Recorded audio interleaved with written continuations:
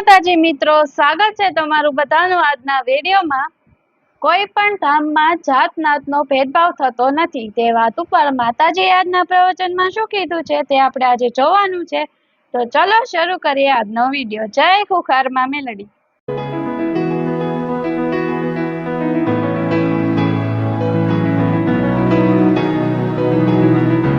જય માતાજી। એક જાતની સેવા છે। તમે મન માતાને પોતાની માનો છો તો આ ધામે તમારું પોતાનું થયું ને। તો બધાએ એક વારા ફરતી વારા મતલબ એક શરૂઆત એવી કરો કે કોઈ કચરો નાખે ભલે એ પહેલી વાર આવ્યો હોય એને ખબર ના હોય એને ઠપકો નહીં હાલવાનો। ધીરે કહેવો ને માતાજી ના પાડી કચરો નહીં નાખવાનો, ભલે ના લે ને તો તમારે લઈ લેવાનો અને કચરો કચરા પેટીમાં ડસ્ટબિનમાં નાખી દેશો તો માતા એવું કહે તમારી પર ખૂબ પ્રસન્ન રહીશ।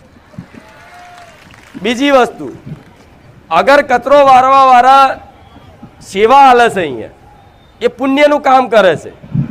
સેવા કરે અર્થાત પુણ્ય કમાય છે સેવા કરી, બરોબર। और જે વ્યક્તિએ કચરો નાખે એનું પુણ્ય માઇનસ કરીને ઓછું કરી આનામ નાખી દે છે। આ શું ખોટું? સાચું માં। શું કરીશ કે ધારો કે આણે કચરો નાખ્યો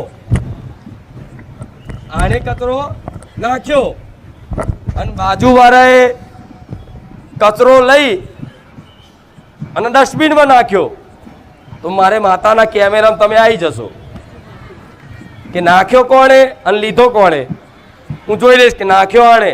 જો પહેલી વાર આવ્યા છે જતા કરીશ, પહેલી વાર આવ્યા છે નહીં જાણતા હોય નિયમ તો જતા કરીશ, કોઈ વાંધો નહીં। બીજી વાર આવ્યા છે છતાંય કદાચ અજાણથી ભૂલ થઈ વાતોમાં તો નાખી દીધું, જતો કરીશ।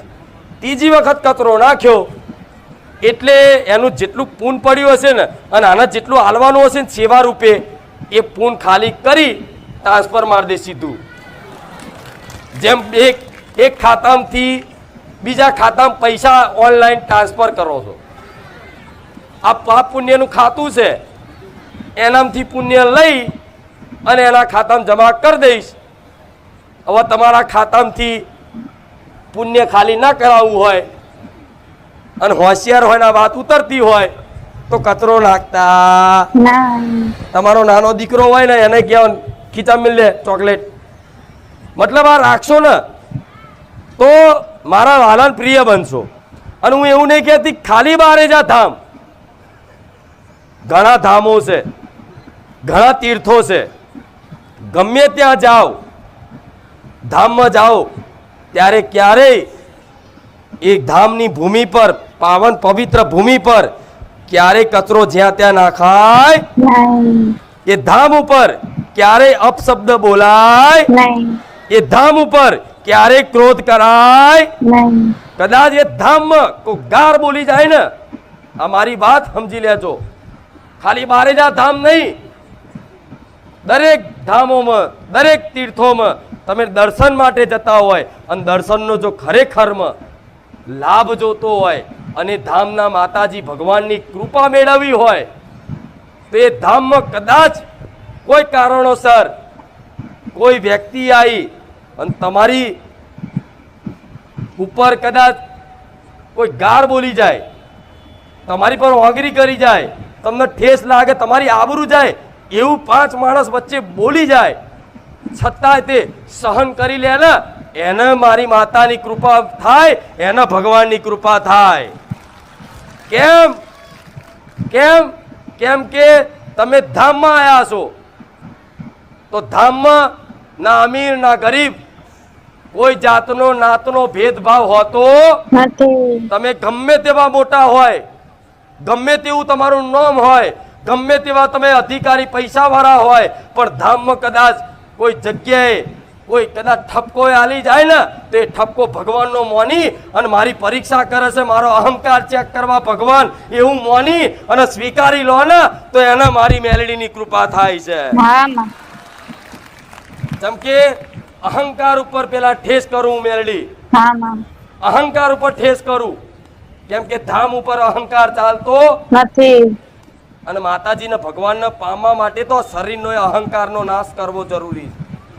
સમજ્યા? બહુ ઊંચી વાત છે, પણ આ અહંકાર કદાચ કોઈ તમને એમ ક્યાંક છે કે ભાઈ આગો જતો રે, હાર ભાઈ નાના બની જશો ને મારા પ્રિય બનશો. જો કે મારા સેવકો ક્યારે બોલશે નહીં, પણ તમે છે અહંકાર કરો, તમારો અહંકાર તોડી નાખીશું મેલડી. આ વાત ઉતરી ને મગજમાં.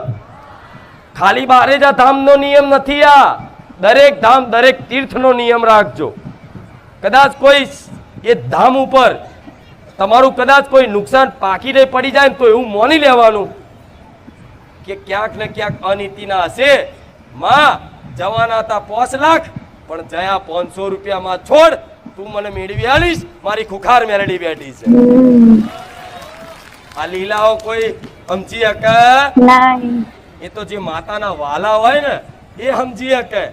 પેલો અહંકાર ઉપર એનો કોલર ચાલુ. હું માતા દોરા બતાવતો હોય ને તો મારે નહીં બોલું, જવા દો. રામ રામ માડી રામ. જોરથી બોલો રામ. રામ. આનંદ આવ્યો? પૂરેપૂરો ચાર્જિંગ થઈ ગયું? હા માં. નહીં ઉતરે અઠવાડિયું? હા આતા શું કે આ જીવન નહીં ઉતરે ચાર્જિંગ? અરે તો ફૂલ ચાર્જિંગ કરી લીધું તમે. ભલે પણ આવા ને આવા હસતા રાખે ભગવાન, આવા ને આવા સુખી રહો, આવા ને આવા તમે આનંદિત રહો, એવી તમારા વતી મારા ભગવાનને મંગલ કામના કરું છું. રામ રામ. રામ રામ.